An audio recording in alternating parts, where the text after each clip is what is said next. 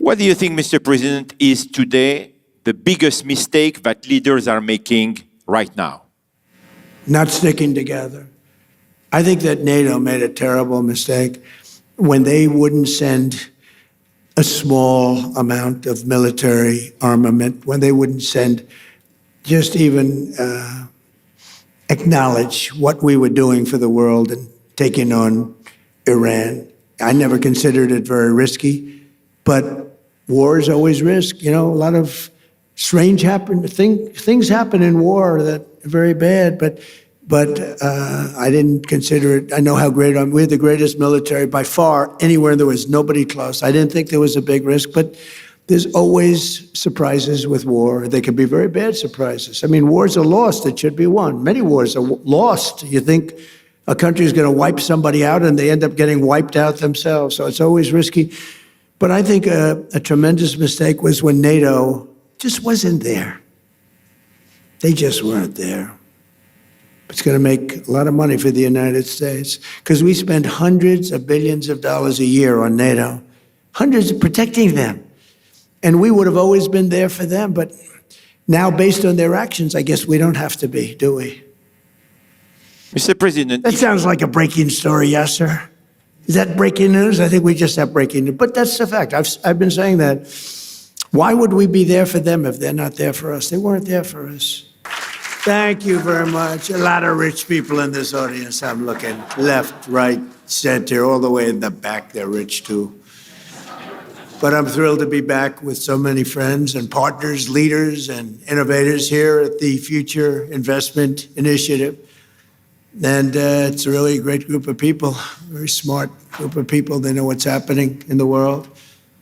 It's my second address to the conference as President of the United States, and it's my honor to be here. Thank you very much. As you know, we're gathered at a moment of bold action and historic decision to make America and our allies safer and stronger, more prosperous, more successful than ever before. That's what's happening. Tonight, we're closer than ever to the rise of the Middle East that is finally free at last from Iranian terror, aggression, and nuclear blackmail. That's what's happened. It was nuclear blackmail for years and years. And beyond that, there was blackmail, period. Under my leadership, America is ending the threat posed by this radical regime, decimating Iran's capabilities with Operation Epic Fury, something that nobody's ever seen anything quite like it. We have the most powerful military in the world by far. I built it in my first term. Remember, I said $1 trillion. They all said, what do you mean $1 trillion? $1 trillion. Every year, another trillion the next, another trillion. We have the best people. We have by far the best equipment. We have weapons that nobody's ever seen before. We have weapons that nobody even knows about, except for a few of us. For 47 years, Iran has been known as the bully of the Middle East, but they are not the bully any longer. They're on the run.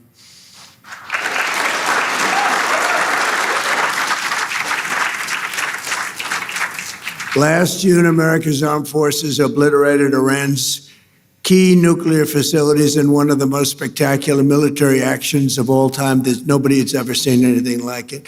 In the dead of night, no moon, 1 o'clock in the morning, we went in. It was called Operation Midnight Hammer.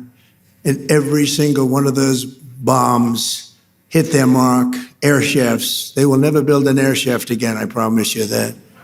They went right down that granite mountain through air shafts. Most incredible technology you've ever seen, that a thing like that. And it was decimation, it was obliteration. One of the networks said, well, maybe it wasn't that bad. It was that bad. It turned out to be even more than we thought. But after that attack, the Iranian lunatics refused to cease their pursuit of nuclear weapons. And I have to say, before that, Barack Hussein Obama, did you ever hear of him? Barack Hussein Obama, he had the Iran nuclear deal. He went to Iran. He paid him. Remember, he sent two Boeing 757 jetliners. They took the seats out and they piled it with cash, like $1.7 billion of cash. That's when I realized the president is very powerful. The presidency is a very powerful thing. When you can do that, I haven't done that yet. I haven't found a reason to do that yet, but that's big. 1.7 billion in cash. You know, there wasn't a bank in DC, Virginia, or Maryland that had any money after that disaster. But they sent the cash to Iran, but more importantly, they signed an agreement, the Iran nuclear deal, which if I didn't terminate it in my first term, I terminated it almost immediately. If I didn't terminate it, they would have had a nuclear weapon long ago, and they would have used it on the Middle East, Israel and the Middle East. And you know the Middle East because when you look at all the missiles that got fired, UAE had 1,500 missiles shot at it. They didn't think they were going to have any. Saudi Arabia didn't expect to have, I mean, we have the most powerful Saudis. Oh, Yasser, you are so powerful. But Yasser, you didn't expect any missiles going to Saudi Arabia. They didn't expect them in Qatar. They didn't expect them in Kuwait, in Bahrain.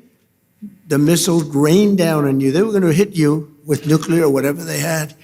But we stopped it. We stopped it. We stopped it with him. And then there was a big moment also in my first administration when I took out Soleimani. And a lot of people think that might have been the biggest thing of all because he was a mad genius. He was a vicious, horrible human being, but he was a great general and a great leader, if you define a leader in a certain way, very, very powerful leader. In fact, he was so powerful that I really think that the leadership of Iran was extremely happy when I took him out, but they don't say that, but nobody's going to be asking him anymore because they're not here either.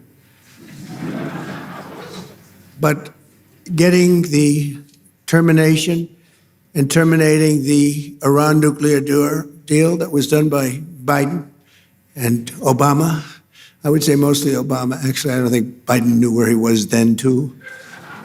He had no idea. If you said to him, the Iran nuclear, what's that? But there was 4 years of hell we had with this guy as our leader, I'll tell you. And then we hit him with the B-2 bomber, so we did it twice. But if they would have had a nuclear weapon, it would have been a whole big deal. And I wouldn't be here right now, and probably you guys wouldn't be too happy. You might be in an area, who knows where you would have been. But we did it twice. And I really believe we saved the Middle East. We saved not just Israel, we saved the Middle East. And it was proven by all those rockets that fired down upon you. Saudi Arabia got hit a lot. You all got hit, and nobody expected any missiles to be wasted.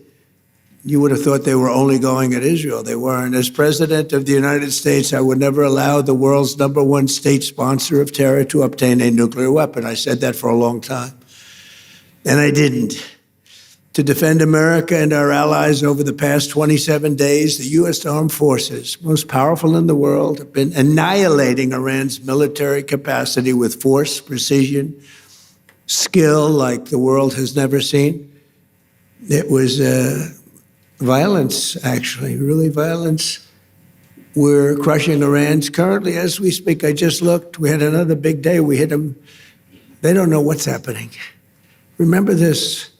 They lied about 3 days ago. I said, yeah, we're negotiating with Israel. We are not negotiating. They're being hit so hard. Anybody would be negotiating. They are negotiating. They're begging to make a deal. They're begging to make a deal. Turned out I was right. They were negotiating, which they admitted 2 days later. And in order to make up for their misstatement, they said, we're going to send you 8 ships of oil. And the following day I saw, this is 2 days ago, I saw on one of the networks, very strange, there were 8 ships of oil coming out of Iran. And then they actually said, we're going to add an extra 2. And they added an extra 2, so we had 10 ships. And then people realized we were actually negotiating. And we're negotiating now, and it'd be great if we could do something, but they have to open it up. They have to open up the Strait of Trump, hormuz. Excuse me for this. I'm so sorry. Such a terrible mistake. The fake news will say, he accidentally said, no. There's no accidents with me, not too many. If there were, we'd have a major story. No, well, we had that with the Gulf of Mexico. Remember the Gulf of Mexico? And one day I said, why is it the Gulf of Mexico? We have 92% of the area around it. They have 8%, really less than 8%. But for 350 years, it was called, they were there 100 years longer than us, Mexico. They're at 350, we're at 250. And I said, I've often asked myself, why do we call it the Gulf of Mexico? It seems like we dominate. Well, when I checked, it was more than 92%. So I announced, I wouldn't say Mexico was thrilled, but I announced that from now on, the Gulf of Mexico is going to be called the Gulf of America. And it took about 1 hour, and it was done. Everybody, the president called me. She's really a nice person, too. I like her a lot. She called up. She had the most beautiful voice. She's a very elegant woman, has a beautiful, beautiful voice. She goes, President, tell me, this is not so. No, it's so. Oh, it's so. And then Google Maps changed it. We won the court case in about 1 hour, and Google Maps changed the name. And it's now the Gulf of America, which it should be, in all fairness. We're crushing Iran's weapons stockpiles, destroying their missiles and drone factories at levels nobody ever thought was possible, and turning their defense industrial base into nothing. Iran's navy is gone. It's all sunk at the bottom of the Gulf and elsewhere. Did you see the attack submarine that we have went after one of their boats? It was called the Soleimani. It was the pride of their fleet. But this attack submarine goes like 60 miles an hour. I'd never saw anything. And it caught them in about 2 minutes. And that was the end of the Soleimani. Now, then they're 100% dead. They have 22 mine droppers. They call them mine droppers. And the mine droppers, 22, all 22 are gone. So I guess they can drop mines, but they're going to have to take them out by a rowboat because they don't have any boats. Their Air Force is dead, totally, completely dead. It's out of business. No planes left at all. Their anti-aircraft and communications capabilities are totally dismantled and dead. And their leaders are all dead. Other than that, I think they're doing quite well. No, their leaders are dead. Their supreme leader is no longer supreme. He's dead. The son is either dead or in very bad shape because nobody's heard from him. I think he says, just keep me out of this. This is the only country where nobody wants to lead. There's nobody. Who would like to lead Iran?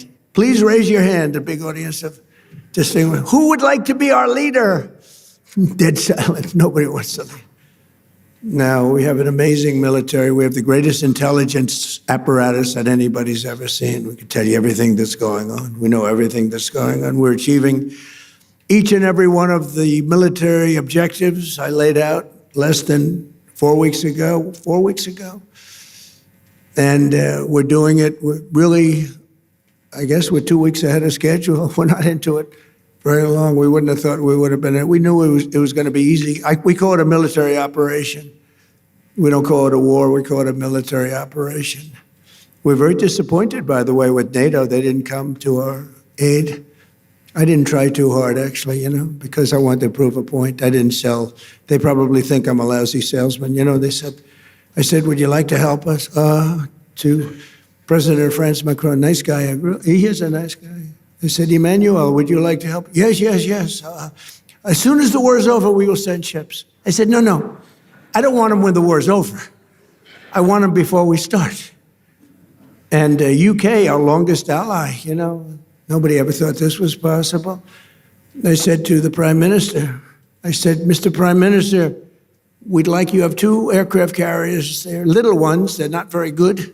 I know they don't go fast, and I know they don't work very well, but we could probably use them maybe for helicopters. And they said, yes, we are preparing them. I see, when will they be ready? Maybe in a month or 2. Oh, great, that's wonderful. I said, are you going to help us? Yes, we're going to help you. When the war is finished, we will be there. This is NATO. And I've always said NATO's a paper tiger. And I always said, we help NATO, but they'll never help us. And if the big one ever happened, and I don't think it will, but if the big one ever happened, I guarantee you they wouldn't be there. And we learned from that. And remember what I said. because they made a big mistake. They were not there. The Chancellor of Germany, these are all friends of mine, Friedrich, the Chancellor of Germany, he said, this is not our war. We have nothing to do. Well, Ukraine's not our war, but we helped them. I wouldn't have had to help. If I were president, that war would have never happened. But we had a man of a very low IQ as president, and he had no idea what the hell he was. I was listening to him talk. I said, he's forcing an issue that's going to be trouble, and it turned out to be trouble. Last week, 28,000 soldiers died. The week before that, 32,000 soldiers died. I think we're going to get it settled, but it's a terrible thing. Worse since World War II. I settled 8 wars, and this should have been one of the easier ones, but the hatred between President Putin and President Zelensky is extreme. Never good. Hatred's a bad thing when you're trying to settle a war. I want to thank the entire kingdom of Saudi Arabia. Been very helpful, unlike NATO. Saudi Arabia fought, Qatar fought, UAE fought, Bahrain fought, and Kuwait fought, even though they shot down 3 of our planes with the finest missiles. We could have done without that. They didn't know they were our planes. They wasted 3 great Patriot missiles, and you have to say there's nothing like these Patriots. You know, we had an attack of 101 a few days ago. 101 missiles shot at a very valuable thing that we had floating on the water, namely an aircraft carrier, biggest in the world. And they were shot, 101, going 2,500 miles an hour. And out of the 101 missiles shot, 101 missiles were shot down and spread out all over the sea. Pretty amazing. That's called incredible technology, right, Steve? That's called great technology. Think of it, 101 missiles going 2,500 miles an hour. You don't have a lot of time. And these aren't necessarily weightlifting shoulders. These are very smart people doing that. And I watched them. I watched their performance. Missiles launched. It's almost like they're bored by it. They have like 9 seconds ahead of FIFA, the most powerful man in sports. Johnny, you never choked, right? These guys can't choke, but they're very smart. High IQs. We need high IQs. We have too many low IQ people. But what happened is, you have to see it. It's very cool. Missiles launched, missiles launching. They're launching. Okay, we're ready. 101 missiles coming at them. All right, we have to have like 11 seconds to make a determination. And then at 7 seconds, fire. It's the most unbelievable thing. Fire, boom. One at a time, just knocked them out like they were nothing. Genius. It's like unbelievable. I mean, to think and we have the technology nobody has. Look at what happened in Venezuela. They had other equipment, not ours. They made the mistake of using other equipment. Didn't work too well. And Venezuela was, took 45 minutes. It was a 45-minute war. This one's bigger. It's a bigger country, a lot more powerful. It's a lot more powerful, but it's not powerful anymore. Within 2 days, I think the damage was done, but now it's really done. Now we're just going after targets, and they have no anti-aircraft, so we're just floating over the top looking for whatever we want, and we're hitting it, and we have another 3,554 targets left, and that'll be done pretty quickly. And then at some point, we're going to have to determine what we do.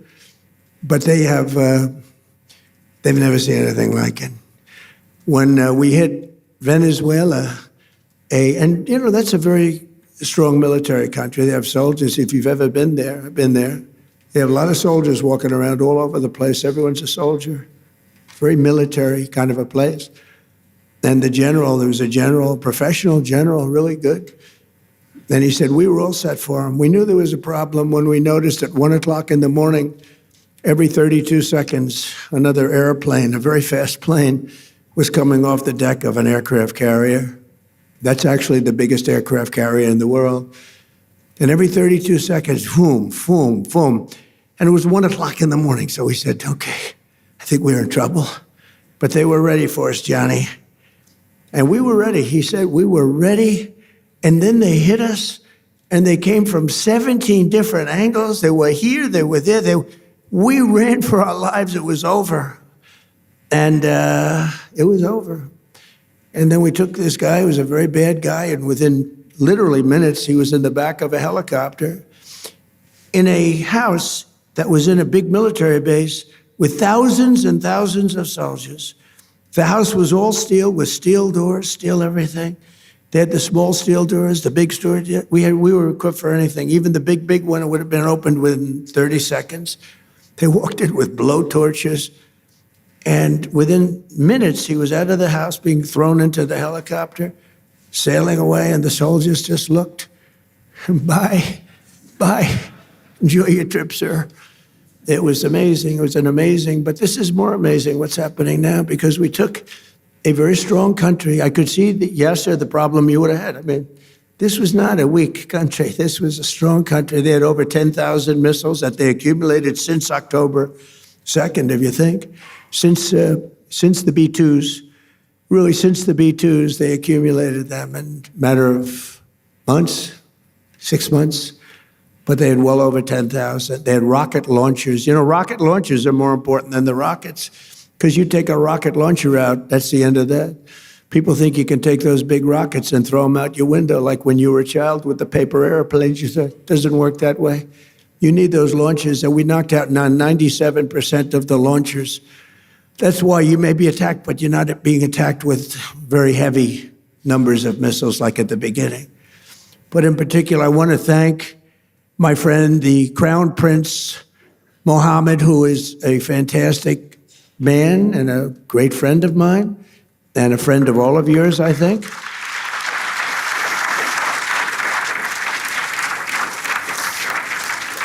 And he's a warrior. He's a warrior. He was not afraid of this country that, frankly, he should have been afraid of, because they're very powerful. I want to thank Tamim, because Tamim is, these three people have been unbelievable. Tamim, and then UAE, Mohammed. These are three great people. And they were under tremendous attack, unexpected attack. And they weren't thinking this was going to happen. Nobody was. And they turned against them and really became very powerfully aligned. And they were with us, but they weren't with us very obliquely. They were with us. But I think that I have to acknowledge for their bravery, because they were being hit pretty hard. All three of them, they were being hit pretty hard.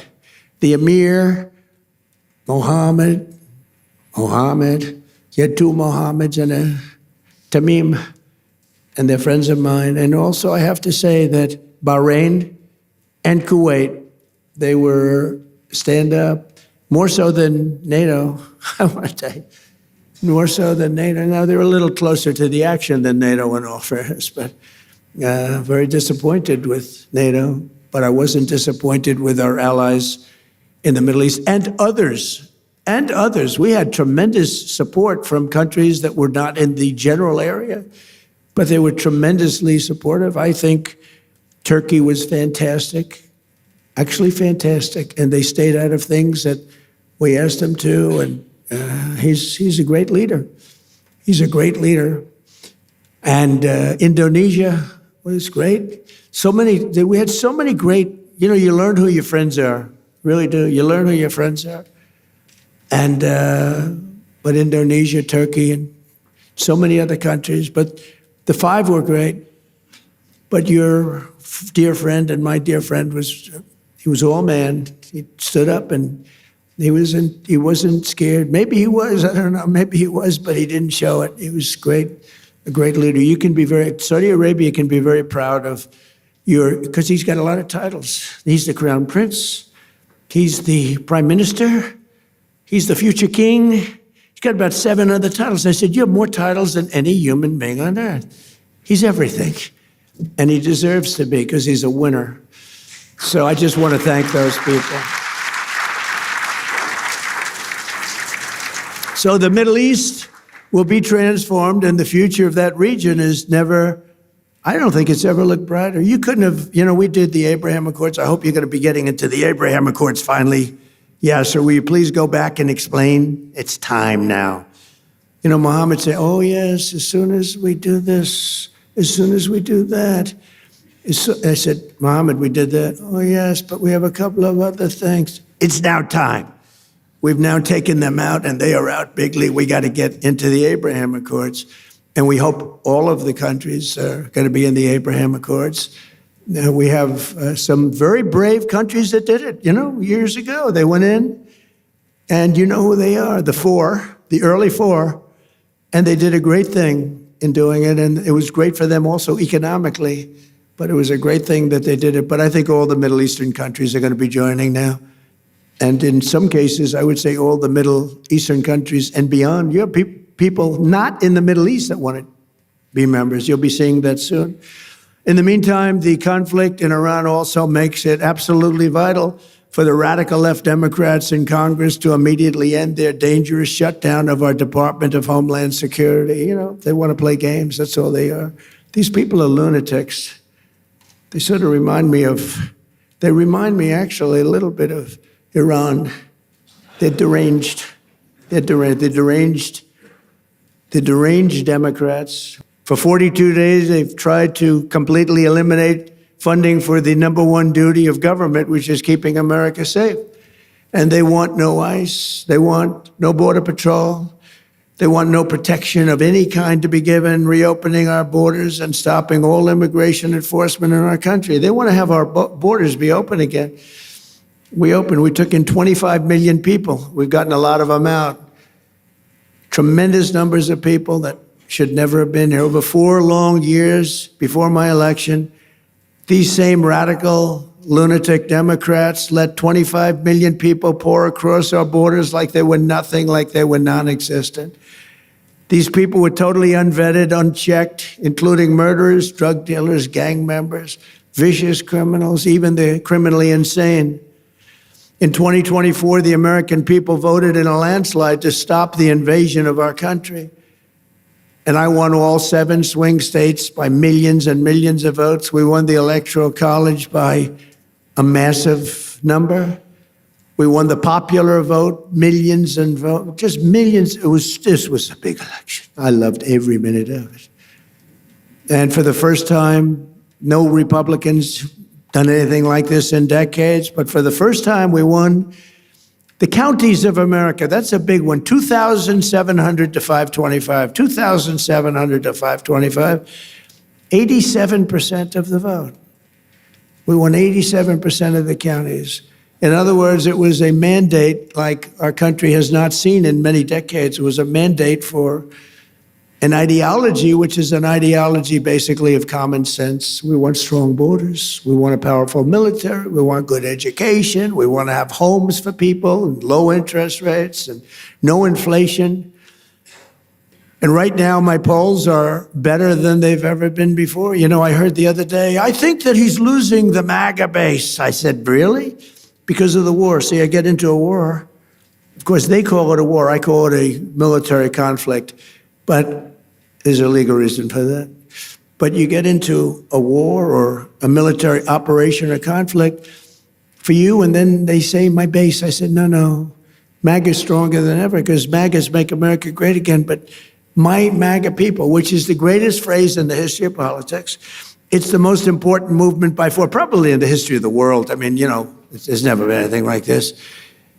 And in fact, just a few days ago, you have to understand, the fake news right back, oh, that's a lot of fake news. Yeah, so you brought a lot of fake news with you. They must know you're going to make a speech at some point because look at but what happened is the fake news was saying, he may, they hope. It's like, oh, we got to get rid of this guy. They say, he may be losing his MAGA base. And that would be maybe the end of him. And then I happened to be watching CNN, which is terrible. They treat me terribly. In fact, just a few days ago, CNN had a poll that had me at 100% of MAGA voters. They said they've never seen anything like that. Can you put that up? I actually said if you could put it up. Do you have the technology to put it up? Go ahead, give it a shot. Sometimes you look at the polling data and there are numbers that just jump off the screen at you, and this is one of those. Because just take a look here. MAGA GOP view of Trump. Approved 100%, if you are a member of MAGA and the GOP, you approve of Donald John Trump. 0% say that they disapprove. You don't have to be a mathematical genius to know you can't go higher than 100%. He is the 1972 Miami Dolphins. Good technology, thank you. I figured you'd have good tech. I said, I wonder if they could put that poll up. We just did it 2 minutes ago. No, but I was watching this and I'm hearing them saying, could he be losing the MAGA base? I don't think so. You know why? Because MAGA wants to win, number one. Number two, they want our country protected. They don't want another country out there that's hostile and crazy to have a nuclear weapon. And number three, they like us protecting certain allies, whether it's Israel or Saudi Arabia or Qatar or UAE, any of them. They want that. MAGA wants strength and they want victory. They want success. And that's what we have. And we have been very, very successful. You know, when I went into Venezuela, I said, because I campaigned on the fact peace through strength, you wouldn't have to use. I built this great military. I said, you'll never have to use it. But sometimes you have to use it. And Cuba's next, by the way. But pretend I didn't say that, please. Pretend I didn't say that. Please, please, please, media, please disregard that statement. Thank you very much. Cuba's next. So despite the radical left Democrat shutdown, we will continue to defend the sovereign borders of the United States of America, and we'll defend our allies. And your ally, you didn't know they were that tough, did you? You didn't know. They were pretty tough, Iran. Not tough anymore. Now we'll continue to deport dangerous criminal aliens from our country. Just days ago, an 18-year-old girl in Chicago named Sheridan Gorman was gunned down by a savage criminal alien led in by Sleepy Joe Biden and released in a Democrat sanctuary city. He was an animal. The same month, an 83-year-old veteran, highly regarded person, was shoved onto the subway tracks and murdered by an illegal alien with a long criminal history in New York City. These are vicious criminal thugs, disgusting human beings that Democrats have defunded our airports to protect. They want our airports to be defunded so that these people can come into our country. Not going to happen. We're not going to have it. That's why this week I deployed ICE to our airports to help reduce the delays. People there are doing a great job, but they didn't want to pay them. The Democrats didn't want to pay them. And a short time ago, I also ordered emergency funding to resume paying the TSA agents immediately. They're getting paid. Democrats must stop their dangerous and destructive shutdown and reopen the Department of Homeland Security without delay. And it's time that they start thinking properly. That's why they lost in such a landslide and put America first. It's time that they start thinking about America first. And we're honored to be joined tonight by many distinguished guests from around the world, including FII Institute Chairman Yasser Al-Romayan. Where are you, Yasser? Come here, stand up. Yes, yes, please. What a nice name. What a nice name. And his son, Faisal. And by the way, I've known him really well, but you know, I've never heard his last name. So I'm saying, who the hell is Yasser? I know Yasser. I said, who the hell is that guy? But I know him by Yasser, right? I didn't know if it was your first name or your last name. All I know is he's got a lot of power. All I know is he's got a lot of cash. And he's another great leader, actually, and he's a good friend of mine. So nice to be with you and nice to be with your son. Son's beautiful. Saudi Minister of Finance, Mohammed Al-Jadaan. Thank you very much. Thank you very much. Nice to see you again. Good job. I mean, if you want to be a Minister of Finance, Saudi Arabia is a good place to do it, right? You don't have any dearth. There's no dearth of funds. Most places, they say, where are we going to get the money? How about a tax increase? Minister of State, Mohammed Al-Sheikh. Mohammed, thank you very much. Great honor. Chairman of the Saudi Esports Federation, His Royal Highness Prince Faisal. And of course, please. Thank you. And of course, the kingdom's wonderful ambassador to the United States, Her Royal Highness Princess Rima, who's great.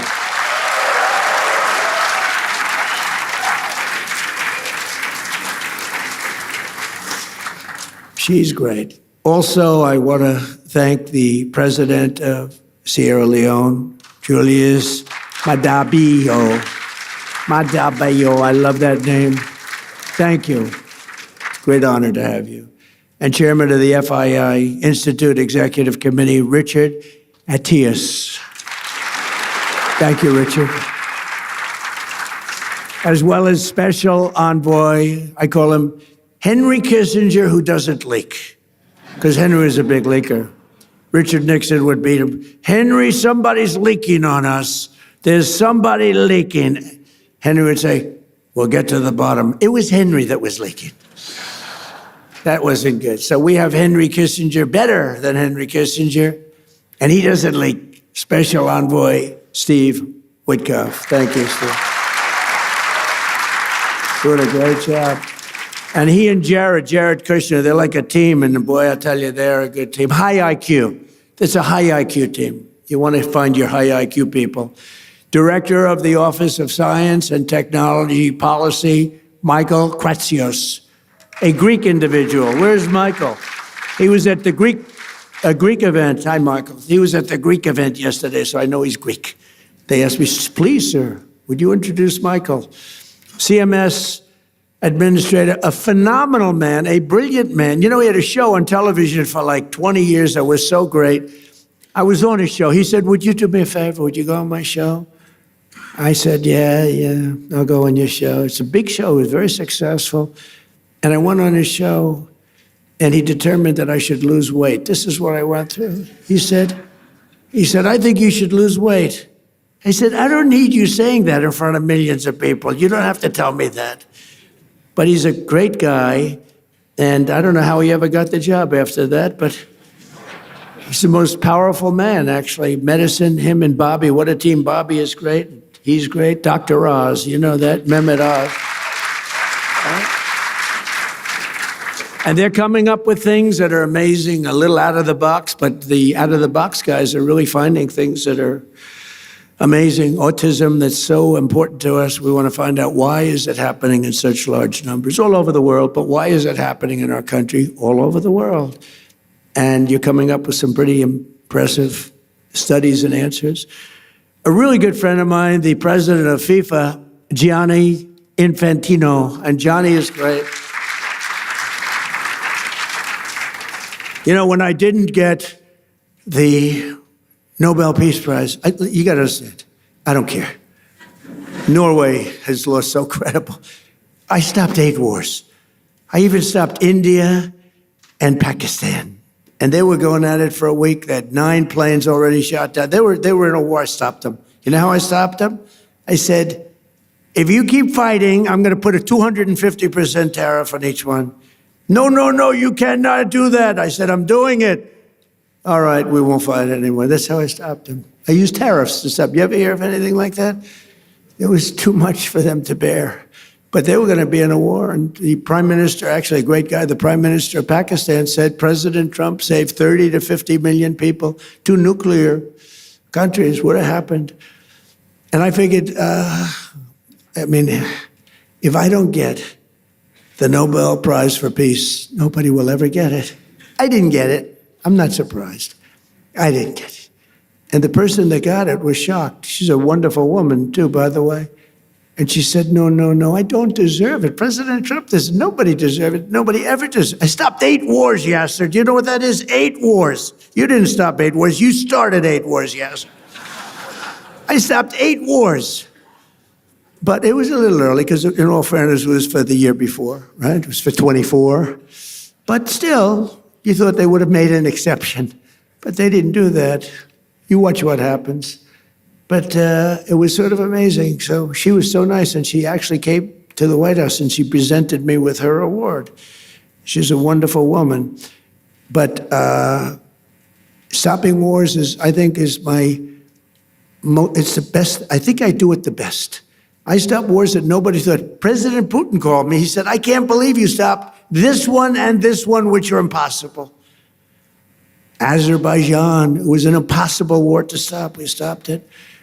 But we also have a man who's probably good at stopping wars, I know he's good at being a tough guy. He is a tough guy. He's been very tough on crime, and he's done a great job. Miami Mayor Francis Suarez is here someplace. Francis, hi. How are you? And we have our great son. He's got the best genes, I think, of any human being I've ever known. He's my son, Don Trump. Don, he's a great guy. And his fiancée, Bettina. Good, Bettina, good. No, my son's got the greatest genes in history. I'm a big believer in genes, by the way, I will tell you. My daughter, Tiffany, and her husband, Michael, my beautiful daughter, great, and they have a new child, the most beautiful guy we've seen, right? Blows us all away, right? He's great. Thank you for being here. And countless other business leaders. We have so many friends of mine here, so many business leaders, but we can't go on because we have a couple of moments more to discuss the world and the economy. Over the past 14 months, the Trump administration has achieved perhaps the most dramatic one-year turnaround of any nation in all of history. A short time ago, a man that we just discussed, the king, the future king of Saudi Arabia, and I also love the king of Saudi Arabia, what a man he is. When I was there, we bonded. He would grab me to get up. He was a little frail at the time, and this was a long time ago, and he's still doing well. And he'd grab my arm to get up when I was sitting next to him. And they said that's the only time he's ever grabbed anybody. He would grab me all the time. And I said, I think he likes me. And he did like me, and he still likes me, and he's a great man, and say hello to him. He's a great guy with a great son. But a short time ago, we were together, and he looked at me, and he said, you know, it's amazing. 1 year ago, you were a dead country. Now you're the hottest country anywhere in the world. He didn't think this was going to happen. He didn't think he'd be kissing my ass. He really didn't. He thought he'd be just another American president that was a loser, where the country was going downhill.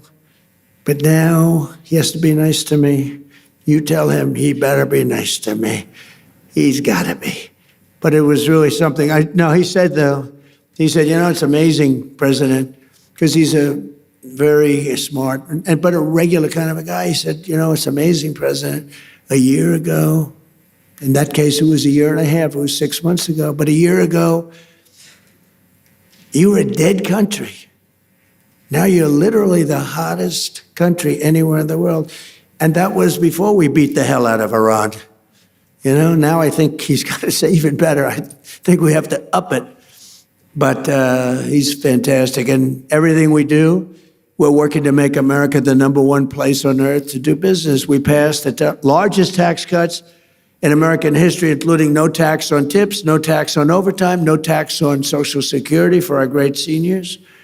We provided 100% expensing and bonus depreciation so that anyone who wants to build a factory can deduct the entire cost of equipment and the entire factory in the first year. That used to take 38 years to do. You'd take it little drips.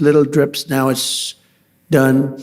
And you know, a lot of people remember that my first 4 years was the most successful time we've ever had financially in the history of our country. We had an unbelievable success, but this is much better. And by the way, when this war ends, it's going to be like a rocket ship. I thought we were going to go down more, and I thought oil prices were going to go up higher than they are now. It's not finished yet. I'm not saying it's sort of finished, but it's not finished. It's got to be finished. And I thought that we would see a bigger drop in stock. Hasn't been that bad. You know, it's sort of crazy. I hit 50,000 on the Dow. People said that wouldn't be possible within 4 years. I did it in 1 year. And then we hit 7,000 on the S&P. People said that's even harder than hitting 50,000 on the Dow. And I did that in less than 1 year. Toward the end of the year, both of them, we broke every record, every stock record we broke. And you're big beneficiaries because so many of you invest in the United States, and keep doing it because it's going to be a rocket ship. You watch. But then I said, all right, do I have to do this? We have a country that's sick and demented, and they have a nuclear weapon, or they want to have one. They were very close to getting it. Remember, they were 2 weeks away. They were 2 weeks away. If we didn't hit that, I call it the nuclear dust. I use the term nuclear dust. If we didn't knock the hell out of them, they would have had a nuclear weapon within 2 to 4 weeks, and they would have used it on you and on Israel and on everyone else. And I said, we really do have to stop and go on a little different journey for a little while and take them out and then go back to life. And that's what we did. And we did it violently. We did it powerfully. We did it with the respect of the world. And we helped a lot of allies. And we learned about other allies. We learned that other allies weren't there. We didn't need them, but they weren't there if we did need them. And that's going to be very costly for them. The stock market has set 53 all-time record highs since the election, adding $9 trillion in value to America's savings and retirement accounts and 401ks. Everybody's benefiting by this. And more Americans are working today than at any time in the history of our country. At any time. To me, that's the number one stat. More Americans are working today, by far, than at any time in the history of our country. And in 14 months, we've lifted 3.3 million Americans off of food stamps. That's a record.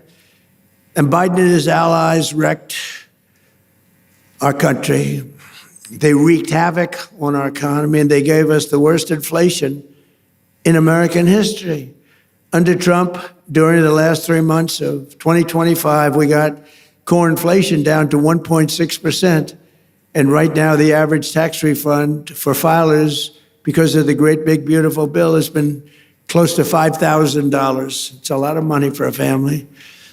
And this, when I'm talking to Saudi Arabia and I'm talking about $5,000, they look at me, 5,000? That's like a penny. Right, David? That's like a penny. Saudi Arabia is not into $5,000, but it's Saudi Arabia. I just want to ask, are the Saudis impressed by the fact that a family has saved $5,000? I know they're looking like, what the hell is $5,000? Their shoes cost them more than $5,000. But that's the way it goes. We're talking about the real world. In his entire term, Joe Biden, I have 2 terms for him, Crooked Joe and Sleepy Joe.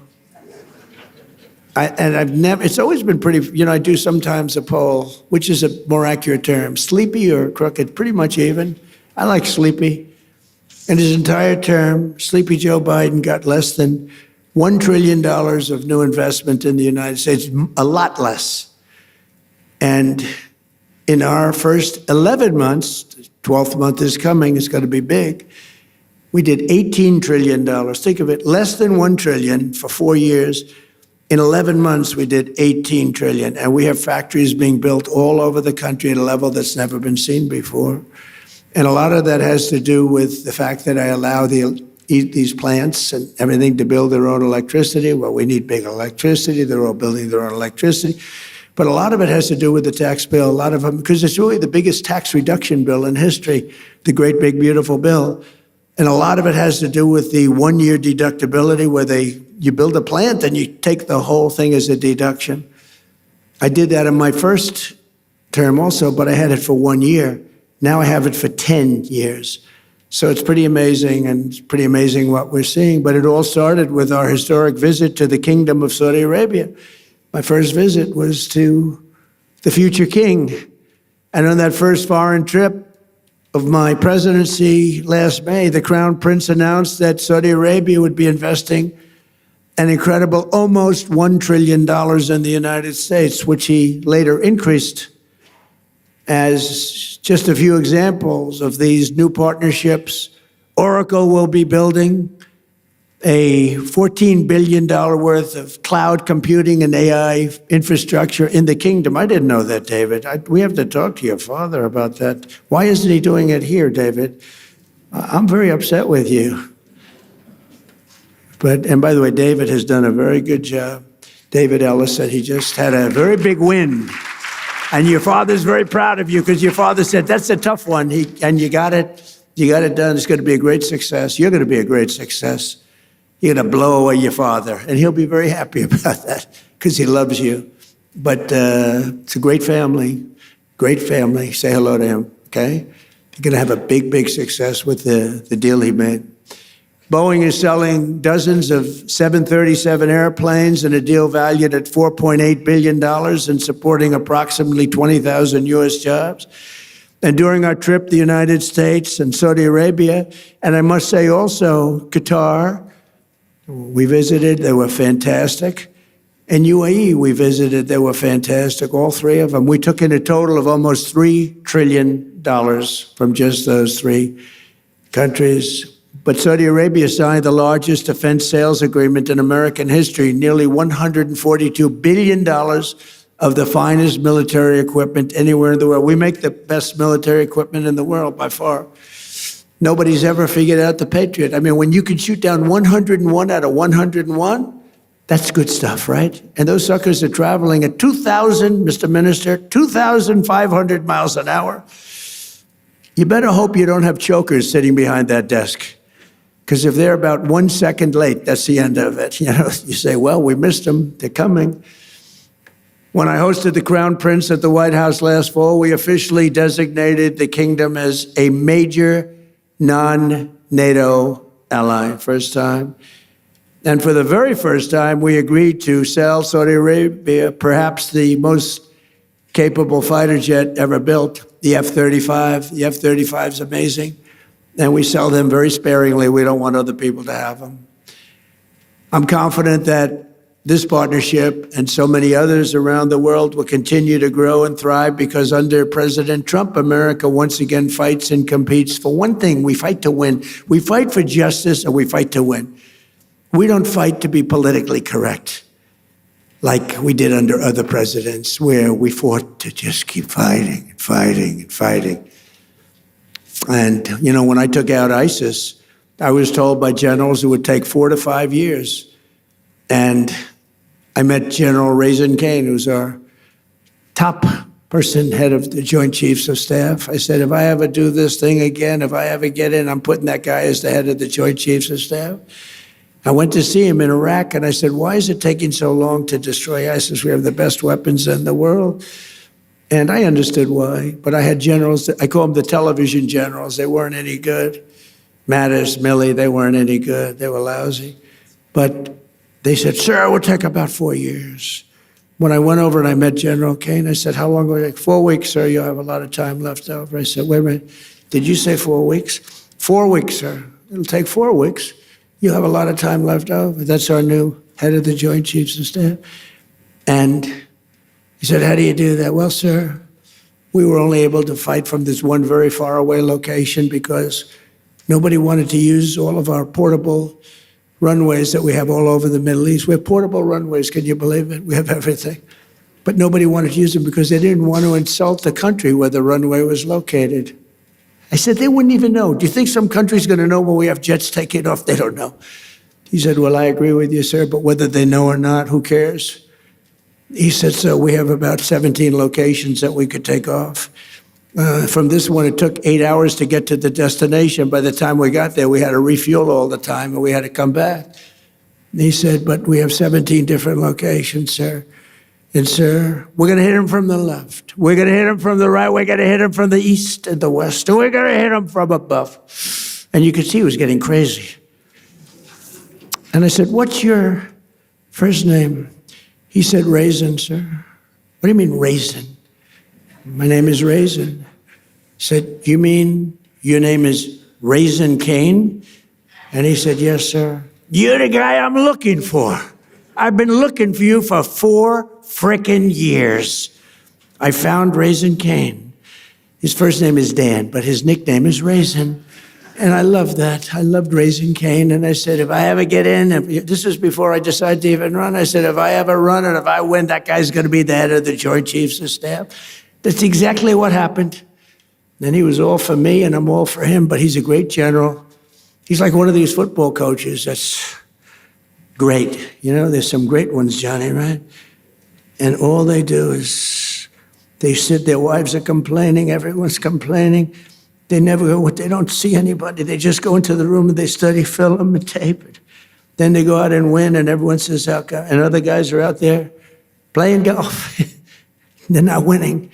And he's been great. And Pete Hegseth has been amazing. He's been amazing. Pete has done a great job. He was born for it. I really believe he was born for it.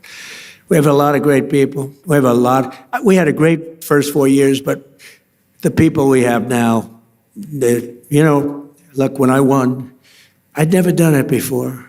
I ran, everyone thought I was doing it for fun. Even Steve Witkoff, he said, "You're doing it for fun, right?" No, I guess, I don't know. I didn't know what I was doing it for, maybe. But they all said, no, he's going to run, and in September he's going to have a lot of fun, he'll drop out. And then the debates came, and I did good in the debates, and we're knocking people off, all senators, governors, mostly senators and governors, all professional politicians, smart guys. You can't be stupid and be a senator or a governor. It doesn't work that way. Other than Biden, he got lucky. He was in a room, they locked him in a room, and he never got to talk. So, but that's a whole other story. But I ran, and then all of a sudden there were 18 people, including me. Then there were 15, then there were 12, then there were 9, then there were 6, 5. It's like a rocket ship, 4. And then all of a sudden I won. But I never did it before. I went to Washington. I said, I've only been here 17 times, and I've never slept over. I didn't know anybody. So I had to take recommendations from rhinos and some good people. I mean, there were recommendations, and some were really good. I mean, I had some great people. Look, I rebuilt our entire military in the first term. We got the largest tax cuts in history, the largest regulation cuts in history in the first term. We did good, but I didn't have the same people generally. But I went home and I watched this thing closely. And by that time, I knew the good, the bad, and the ugly. I knew the good ones. I knew the bad ones. And when I came back, I picked great people. We have an unbelievable, we're talking military now, but we have an unbelievable group because I got to know it. I was never in Washington. It's hard. I never ran for class president. All of a sudden, ladies and gentlemen, your next president of the United States is Donald Trump. I said, really? I never did this before. Johnny, I said, how the hell did this happen, right? But it did happen, and we had a great first term. But the second term is blowing it away, to be honest with you. It's really blowing it away. And when we decide to leave, regime change, I guess we change the regime. The regime gets blown up every 2 days. No, everybody's afraid to announce who's the head. We don't even know who the hell the leader is. So I think we have regime change already. But we're going to be, at some point, we'll be leaving. And I think you're going to see a rocket ship because we won't have that dark cloud hanging over our heads, Steve, right, that we did before, which was a nuclear-armed, sick country of Iran. Because it might have affected your country, Saudi Arabia, and the others, and it certainly affected Israel more than anybody, the hatred they have for Israel, but it also affected us. Because with modern day equipment, they can fly. And how about the fact that they flew a missile 2,700 miles the other day? They didn't say they had that. Nobody knew they had that. Went 2,700 miles. So we learned a lot, but we're determined to have the best technology, the brightest minds, the greatest businesses, and the strongest economic and security partnerships of any nation, anywhere in the world. And for this reason, we're also committed to ensuring the United States remains #1 in artificial intelligence. We're doing great. We're leading China by a lot. And I'll not allow radical left maniacs to sacrifice American AI leadership to red tape or political correctness. It's going good. We're doing really well. We're building factories all over America, the biggest in the world. And in America, we don't fear the future. We invent the future. We're really inventing the future. We have the most brilliant minds. And we invite all nations to join us in building the most powerful AI ecosystem on the planet. We're building more automobile plants than any time in the last 50 years. For a lot of reasons. I think #1, maybe the election, but #2, and a close #2, is tariffs. The tariffs are driving people in from Canada, Mexico, Germany, Japan, South Korea. They're coming in. We're building auto plants all over the United States. Tens of billions. I met Mr. Toyota in Japan. I said, what's your name? He's about 92 years old. Sharp as a tack. What's your name? Toyota. I said, you're rich.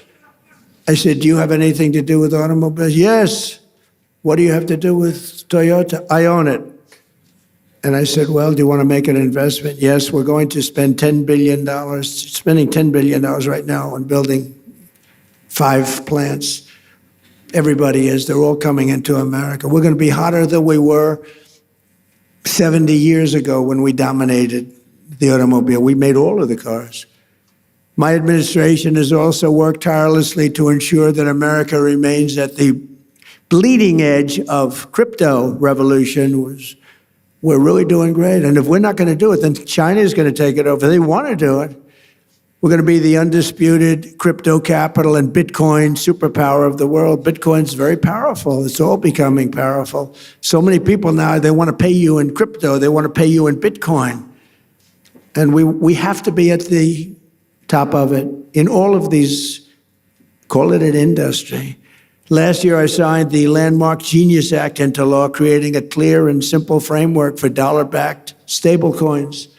And this was a historic achievement, and I'll not allow Democrats and their big bank donors, although they've had a lot of support for crypto. They will say that. The Democrats have been very strong on crypto. They want to see it too, which is shocking if you want to know the truth.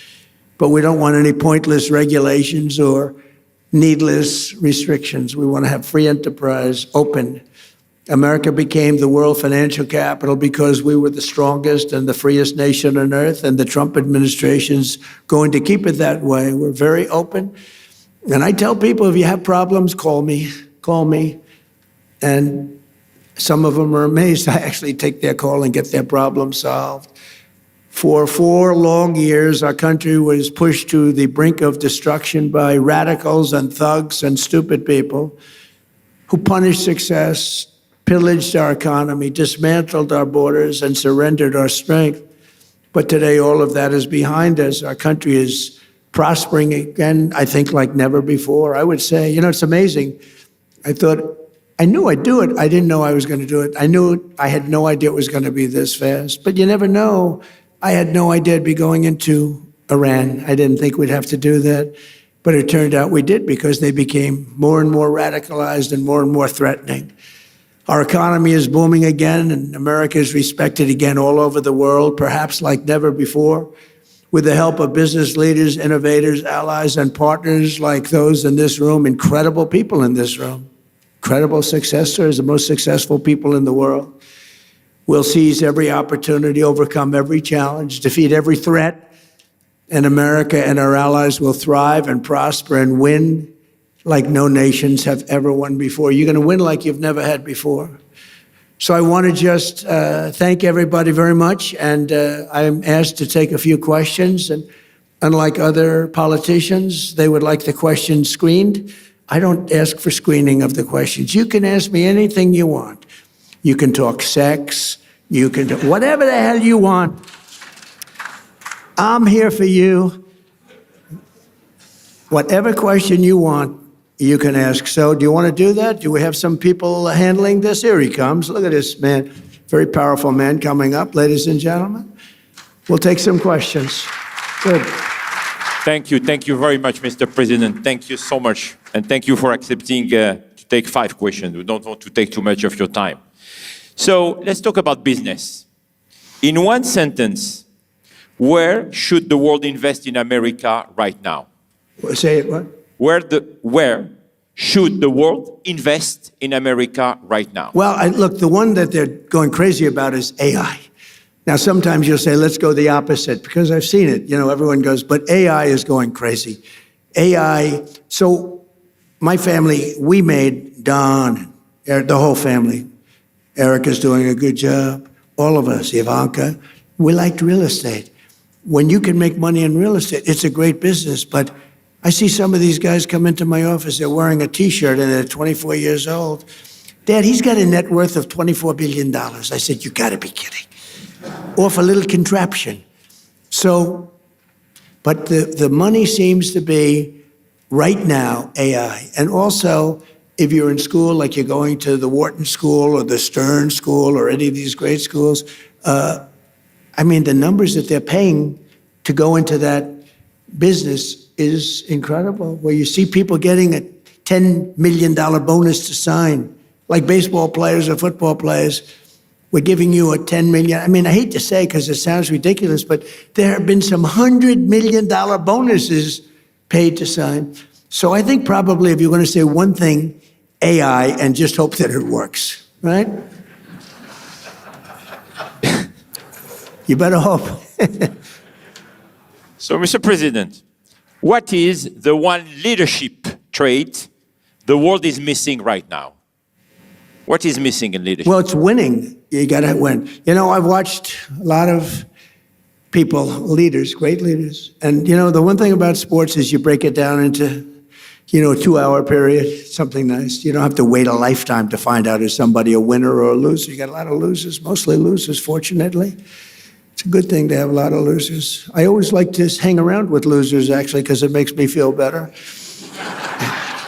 I hate guys that are very, very successful and you have to listen to their success stories. I like people that like to listen to my success. But I find, and I found this, and I'm only kidding, I want to say that, sort of. But I find that people that win, it's much easier to lead when you're successful and you win.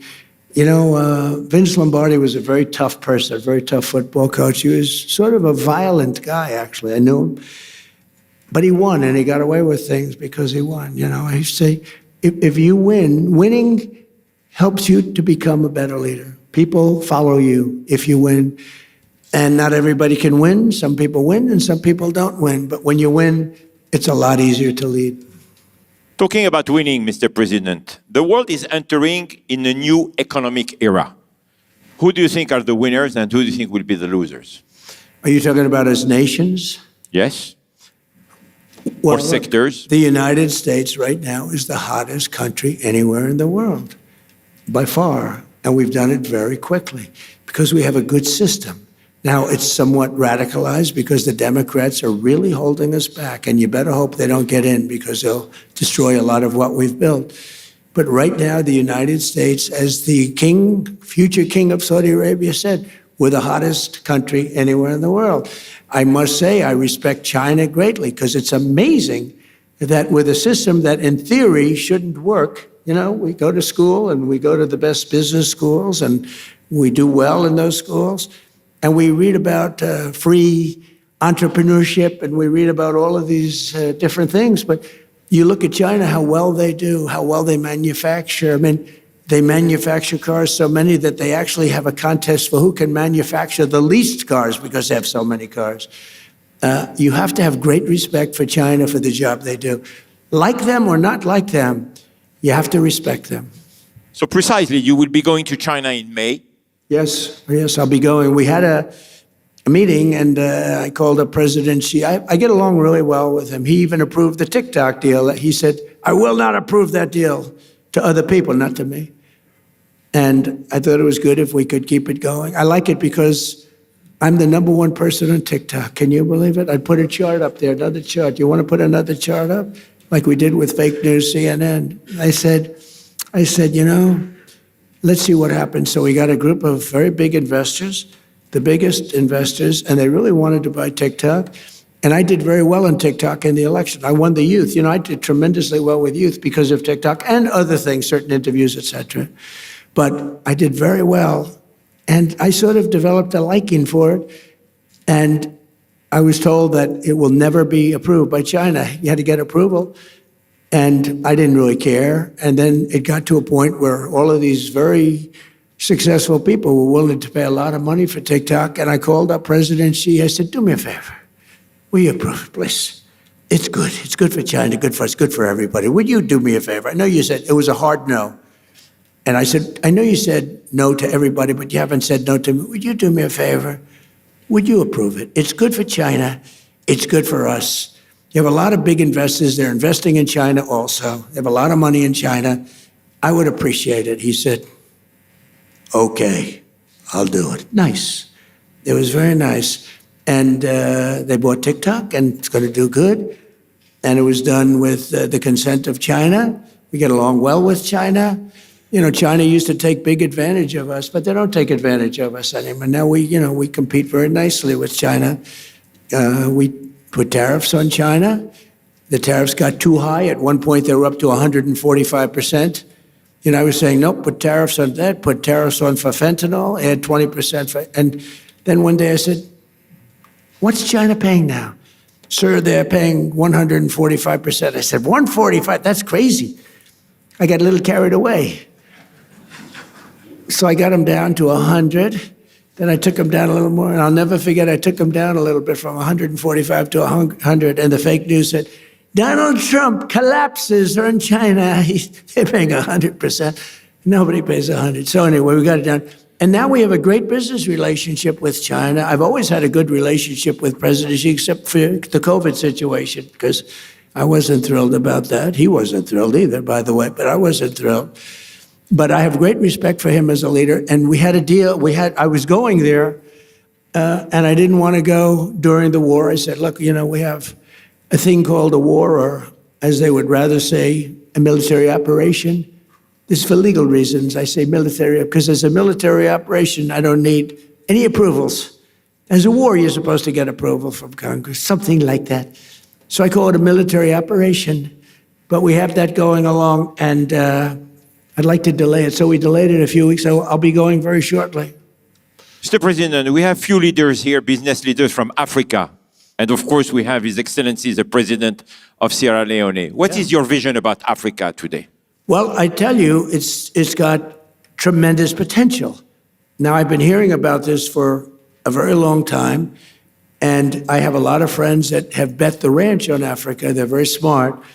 It's got tremendous earth. It's got tremendous value underground, which is a very important. So do we. So does America. We have the most oil, and gas, and coal, and everything of any nation on earth. It's a big advantage.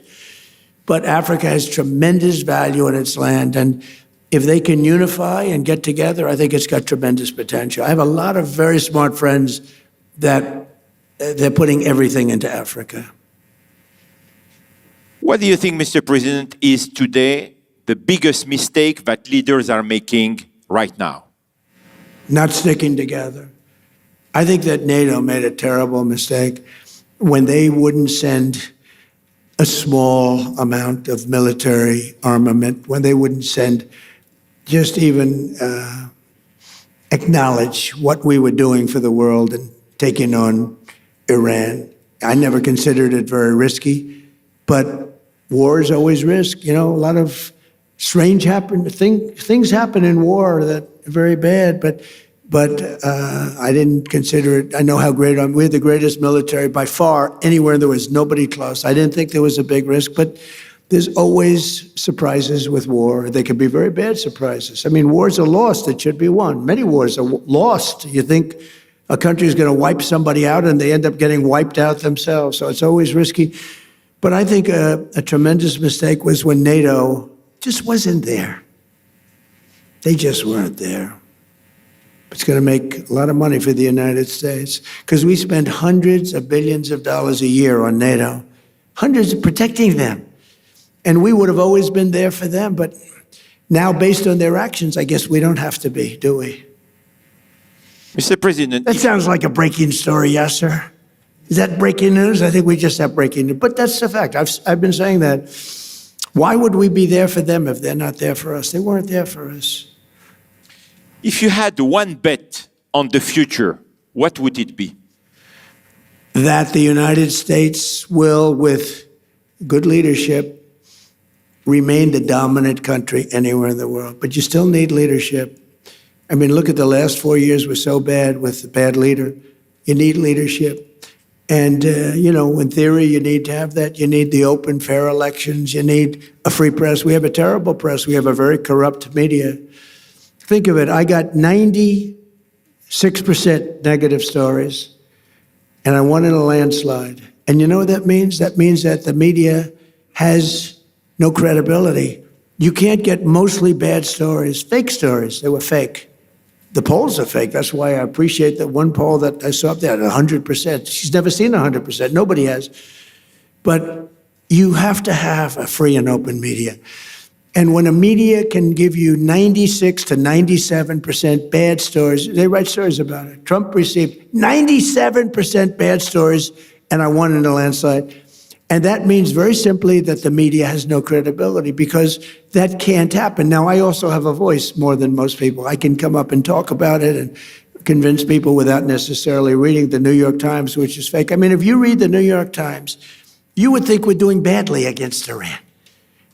Remember, they have no Navy, wiped out. 159 ships at the bottom of the sea in 3 days. They have no Air Force, all wiped out. They have very few missiles left. Their drones are at a minimum. Their factories are gone. Their leaders are gone. The leaders are all dead. They're all dead. Nobody ever heard of the people that are left. And if you read the Times, you think we're doing poorly. It's almost treasonous, I have to be honest. It's almost treasonous. But fortunately, we have other media that's fair and honest and honorable. And you have to go out and do some of your own talking because nobody else will. You know the expression? I have to sell myself because nobody else will. My last question, Mr. President, is the same question I asked you last year. What do you want your legacy to be? Well, I'll tell you what. So I told you that I settled 8 wars. That means millions and millions of people. And some of those wars were going on. One was 34 years, one was 32 years, one was 29 years, one was 22 years. They were long-term wars and a lot of people being killed every year. So I've saved millions and millions of people. And I mean, I know it doesn't sound right for me to say this, but I'd love my legacy to be made as a great peacemaker, because I really believe I'm a peacemaker. It doesn't seem it right now, but I think I'm a peacemaker. Okay? Ladies and gentlemen, Mr. President of the United States of America, Donald J. Trump. Thank you.